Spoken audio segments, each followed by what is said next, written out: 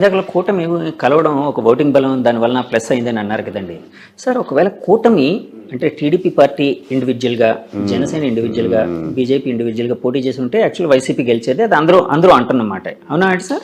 Depends sir. అది అప్పుడు అంటే చాలా ఫ్యాక్టర్స్, ఇది హైపోథెటికల్ క్వశ్చన్ కాబట్టి అది ఫర్ సపోజ్ టీడీపీ ఇండివిజువల్గానే ఈసారి మేము ఎవరితో కలవము, మనం ఇండివిజువల్గా వెళ్దాం, ఈసారి ఎందుకు కొట్టడం చేస్తాం, రాష్ట్రం అన్యాయం అయిపోతుంది, ఏదో వాళ్ళు చెప్పాలనుకుని చెప్తారు కదా, అలాంటి ఫేజ్లో వెళ్ళి, అలాగే జనసేన కూడా 175 నియోజకవర్గాలు మనం ఇండివిజువల్గా పోటీ చేద్దాం, ఇది ఈ క్యాండిడేట్లు నేను ముందుగానే ప్రకటిస్తున్నాను, పలానా రాము గారు ఇక్కడి నుంచి కంటెస్ట్ చేస్తారు, పలానా రవి గారు ఇక్కడి నుంచి కంటెస్ట్ చేస్తారు, లేదా పలానా 50-60 నియోజకవర్గాలే కన్సాలిడేట్ చేద్దాం, మనం మొత్తం వద్దు 50కి 50 కొడదాం అన్న ప్లాన్తో వెళ్తే వేరే రకంగా ఉంటుంది.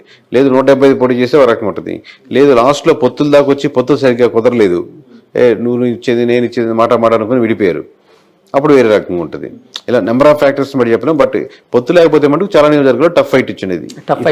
ఏ సినారియో ఏంటి అనేది ఒక్కొక్క దాంట్లో ఒక్కొక్క అడ్వాంటేజ్ ఉంటుంది. అవునండి సార్. యాక్చువల్గా పవన్ కళ్యాణ్ గారు అంటే చంద్రబాబు గారు జైలు ఉదంతం జరిగిన తర్వాత పవన్ గారు వెళ్ళి యునానిమస్గా వాళ్ళకి అక్కడ ఒక సపోర్ట్ ఇవ్వడం అనేది ఈ రాజకీయ చిత్రాన్ని మార్చడానికి మెయిన్ కారణం అని భావించచ్చా సార్? ఒక షఫాలజిస్ట్గా భావిస్తారా?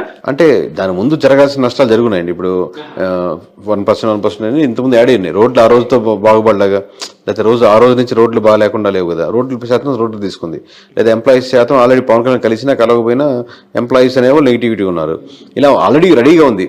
ఆ రెడీగా ఉన్నది కూటమిలో ఎవరికి వెళ్ళాలి, బీజేపీకి వెళ్ళాలా, టీడీపీకి వెళ్ళాలా, జనసేనకి వెళ్ళాలని ఆ తర్వాత మారింది. లేదు ముగ్గురు కూటమే కాబట్టి ఒక పార్టీకి వెళ్తున్నాయి. అసలు ఎవరి కేకే గారు ఎప్పటి నుంచి ఈ రంగంలోకి వచ్చారు?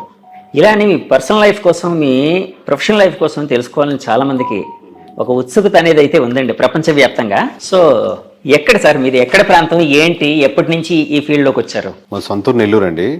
ఈ సర్వీస్ రాకముందు నేను 8 సంవత్సరాల వరకు సాఫ్ట్వేర్ ఇంజనీర్గా పనిచేశాను. సో దీంట్లో ప్రధానంగా రావడానికి ఒక కారణం ఏంటంటే ఏదైనా పాజిటివ్ పనులు వీళ్ళతో చేపించేదానికి ఆస్కారం ఉంటుంది ఎమ్మెల్యేలతో. ప్లస్ ఓట్ బ్యాంకింగ్ కూడా కన్వర్ట్ అవుద్ది కదా. ప్లస్ ప్రజల పల్స్ నిజంగా ఏం కోరుకుంటున్నారు, నిజంగానే అందరు డబ్బులకే ఓట్లు వేస్తారా, అట్లాంటి రకరకాల డౌట్స్ ఇన్ని కరెక్ట్గా మనం నిజాయితీగా చెప్తే యూజ్ అవుద్ది. ఒకటి నా స్వార్థం ఏంటంటే వాళ్ళ చేత మంచి పనులు చేయించవచ్చని, ఒకటి ఏంటంటే మంచి పనులు చేస్తే ఓట్ బ్యాంకింగ్ కూడా మారుద్దని. సో సర్వీస్ చేయించుకున్నాం, రిజైన్ చేసి సాఫ్ట్వేర్ నుంచి బయటకు వచ్చి చాలా కష్టాలు అక్క మొక్కలు తినే దగ్గర ఉంటుంది. అది ఇదే పెద్ద తేడా కాదు కానీ, సో ఓవరాల్గా అది చేయడం మొదలుపెట్టింది, అది సక్సెస్ అయింది, నిజాయితీగా ఉన్నారు ఇప్పుడు. ఇంకా మీ పర్సనల్ లైఫ్కి వస్తే మా మిస్సెస్ పేరు ధనలక్ష్మి, మేము హైదరాబాద్లోనే ఉంటాం. నాకు 2 కొడుకులు. పెద్దవాడు 5th క్లాస్ అవుతున్నాడు, చెగువీర వాడి పేరు. రెండోవాడు వచ్చాను, వాడికి 4 years. చెగువీరా అండి? మనం చెగువీర అంటాం, అతను యాక్చువల్ ప్రొనౌన్సియేషన్ చెగువరా అంటాం. మేము మామూలుగా చెగు అని పిలుస్తాం. మీకు అంటే ఆ ఇన్ఫ్లుయెన్స్ ఏమైనా ఉందా అంటే? అలాంటిది అతను పవన్ కళ్యాణ్ గారు ఎక్కువ ఇన్ఫ్లుయెన్స్ అయ్యేవారు? చాలా లేదు సార్. మామూలు కమ్యూనిస్ట్, మా నాన్నగారు కమ్యూనిస్ట్ లీడర్, డిస్ట్రిక్ట్ వైజ్. కొంచెం బుక్స్ చదవడం, లేకపోతే ఒకసారి లాంగ్ బ్యాక్ నేను ఒక బైక్ మీద ట్రావెల్ చేస్తూ ఉండే ఒక మూవీ ఉండేది, కంప్లీట్ మోటార్ సైకిల్ డైరీస్ అనేది ఉంది కదా. ఆ మూవీ చూశాను. మామూలుగా చూస్తున్నప్పుడు అప్పుడు ఎవరు చెగువేరు నాకేం తెలియదు అప్పటికి. మూవీ చూసి అద్భుతంగా, నాకు ట్రావెలింగ్ ఇష్టం, బైక్ అలా ట్రావెలింగ్ అనేది. తర్వాత అలా ఎవరు అప్పుడు దాంట్లో పూర్తి ట్రాన్స్ఫర్మేషన్ ఉంటుంది అనమాట. మీరు చూస్తుంటారు మోటార్ బైక్ డైరీస్, ఆ ట్రాన్స్ఫర్మేషన్ అవన్నీ చూడడం వల్ల బాగుంది ఇతను వేరంటే అప్పుడు చెగువేరు అనేది. దాని తర్వాత దాని గురించి తెలుసుకున్నాను. అప్పుడు వాళ్ళ ద్వారా పవన్ కళ్యాణ్ ఇష్టం లేదా వాళ్ళ ఇష్టం సంబంధం లేదు, నేను ఇండివిజువల్గా తీసుకుంది. బట్ కోఇన్సిడెంట్లీ వాళ్ళు అదే కనెక్ట్ అయ్యింటారు, నేను అట్లా అంతే. అది యూనిక్నెస్ 50% ఏంటంటే కనెక్ట్ అని కూడా కాదు. ఇప్పుడు అనిల్, సునీల్, రవి, కిరణ్ అట్లా ఇన్ని రొటీన్ పేర్లు కదా. నేను స్కూల్స్ లో ఈ పేరు ఇంకోటి ఉండకూడదు అన్న 50% రీజన్. ఇంకోటి నేను కనెక్ట్ అయిన డైరీస్, దాంట్లో అతనికి ఆల్రెడీ ఆ పేరుకి ఒక స్టోరీ ఉంది, ఒక యూనిక్నెస్ ఉంది కదా అనేది. ఇట్లా రకరకాల కాన్సెప్ట్. ఇందాక మీరు ఒక మాట అన్నారు, షఫాలజిస్ట్గా ఉంటే పొలిటీషియన్స్ అయితే మంచి పనులు చేయించవచ్చు. అది ఎలా సాధ్యపడుతుందండి? అంటే మనం సర్వే అండ్ స్ట్రాటజీస్ కదా సార్. ఎమ్మెల్యే కలుస్తాం, వాళ్ళు సర్వే రిపోర్ట్ ఇస్తాం కదా. లాస్ట్లో మీరు ఇక్కడ నెగిటివిటీ ఉన్నది చెప్తున్నప్పుడు మీరు ఈ పనులు చేయండి సార్, అక్కడ యూజ్ అవుతుంది చెప్తాం కదా. అడ్వైజ్ చేస్తాం, స్ట్రాటజీ కూడా చెప్తాం కదా ఎక్కడెక్కడ నెగిటివిటీస్ ఉన్నాయో. అప్పుడు ఆ థింగ్స్ చెప్పేటప్పుడు కొంచెం అక్కడ ఏదో ఎలక్షన్స్ లో పెట్టుకునే డబ్బులు లాస్ట్ మినిట్ లో పెట్టే డబ్బులు పెద్ద ఓటింగ్ % డిఫరెన్స్ ఉండదు. అది అమౌంట్ దీని మీద ఇన్వెస్ట్ చేయండి, మంచి పని మీద, ఇక్కడ కార్యక్రమం మీద. ప్రజలకు ఎంతో హెల్ప్ అవుతుంది. మీకు ఆయన కావాల్సింది ఏంది? ప్రజలకు గెలిప పక్కన పెడదాం, గెలవాలి, పోటీ చేసినప్పుడు గెలవాలి. ఫస్ట్ రీజన్ అదే. ఆ రీజన్ సక్సెస్ఫుల్ అవుతుంది కదా. అదే వేరే దగ్గర పెట్టే బదులు రేపు పొద్దున్న లాస్ట్లో 20 కోట్లు 40 కోట్లు పెట్టే బదులు ఇక్కడ 2 కోట్లు పెట్టి ఈ గ్రామంలో ఈ సమస్యను తీర్చగలిగితే ఇది స్టాండ్గా ఉండిపోతారు. దాన్ని అడ్వర్టైజ్ చేసుకుని ఇంకో ₹1 పెట్టి అదే సమస్య. అలా మంచి పనులు అంటే అలా యూస్ఫుల్ పనులు అనమాట, లాంగ్ రన్గా ఉండేటట్టు. ఇది డబ్బులు ఇస్తే టెంపరీ, తలా 2,000 ఇచ్చినా తీసుకుంటారు, తలా 3,000 ఇచ్చినా తీసుకుంటారు. కానీ టెంపరీగా 2 రోజులు ఖర్చు అయిపోద్ది. కానీ అటుగా ఉండి ఒక ఆర్గనైజేషన్గా ఏదైనా స్ట్రక్చర్గా మీరు ప్లాన్ చేశారనుకోండి, ఆ 2-3 గ్రామాలకి స్టాండర్డ్గా ఉంటుంది ఎప్పటికీ. సార్ ఇందాక మీరు ఒక మాట అన్నారు, కూటమి కలవడానికి ముందే జరగాల్సిన నష్టం జరిగిపోయింది వైసీపీ పార్టీకి.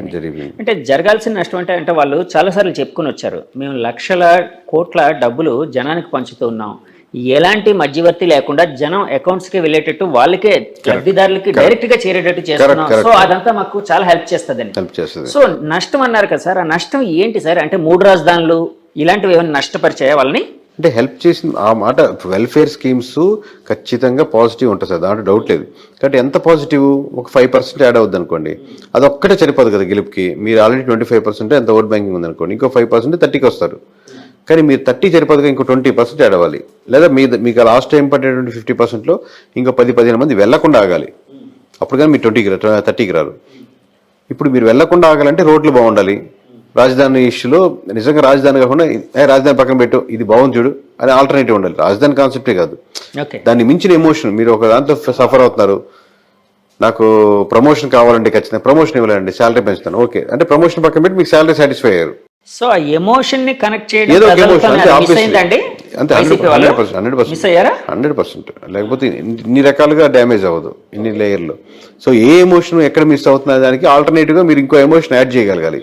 ఆ ఎమోషన్ యాడ్ చేయడంలో మిస్ ఫెయిల్ అయింది సార్. అలాగే నేను చాలా మంది దగ్గర పెద్ద పెద్ద వాళ్ళ దగ్గర ఒక మాట అయితే విన్నాను, అసలు ఈ ఎలక్షన్ అంతా జగన్ వర్సెస్ జగన్ గా జరిగింది. అంటే వాళ్ళు అన్నది ఏంటంటే జగన్ రావాలి, జగన్ పోవాలి, ఈ రెండింటి మీదే బేస్ అయ్యి ఈ ఎలక్షన్ నడిచింది అని. ఇలాంటి స్టేట్మెంట్ ని మీరు అంటే యాక్సెప్ట్ చేస్తారా, ఏకీభవిస్తారా, లేకపోతే డినై చేస్తారా? అంటే పార్షియల్ కరెక్ట్ ఉందండి. పోయినసారి చంద్రబాబు రావాలి, చంద్రబాబు పోవాలి అన్నట్టు జరిగింది అనుకున్నాం అనుకోండి. అబ్వియస్ గా 2 పార్టీల మధ్య ఓటు బ్యాంకింగ్ జరుగుతున్నప్పుడు 2 పార్టీల్లో ఎవరికి చంద్రబాబు జగన్ అనుకుంటున్నారు. వీళ్ళు చెప్పేటప్పుడు జగన అని వీళ్ళు దాన్ని ప్రమోట్ చేస్తున్నారు. బట్ యాక్చువల్లీ ఏంటంటే ఏ నియోజకవర్గంలో ఆ నియోజకవర్గంలో ఓటేస్తారు. ఇప్పుడు మొత్తం రాష్ట్ర వ్యాప్తంగా నా ఓటు రిప్రజెంట్ చేస్తున్నాను అని కాదు కదా.